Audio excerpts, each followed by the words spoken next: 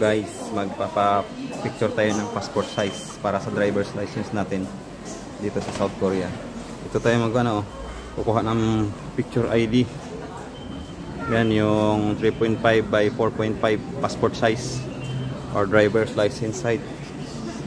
Dito lalabas yung ID, yung picture. Ito naman sa loob. Dito tayo magpipicture. Uupo tayo dito sa upuan. Tapos magpipindot ka lang dyan, English. Pili ka English, tapos yung camera dyan.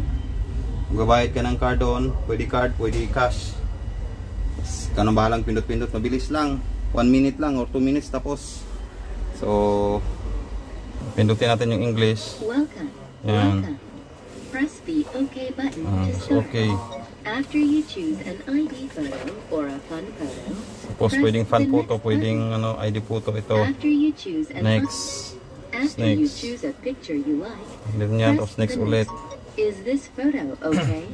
If it is okay, Tapos press the next button. next ulit. Ganun lang kasimple. Bayad ka ng cash, pwede. Dito yung cash. Pag card dito. So card. Card tayo. Tapos next na. Pay using a transportation Tapos magbayad ka. or a credit card. Pwede credit card, pwede transportation card. So dito yung camera. Pindutin natin dyan. Ganun lang kasimple. Ang bilis lang guys. So dyan na, lalabas na dyan. Ayan, ID natin, pang passport size, saka driver's license. Yan, dyan na. Ang bilis lang, ganun lang kabilis. So let's go guys, kasi kukuha tayo ng driver's license dito sa Korea.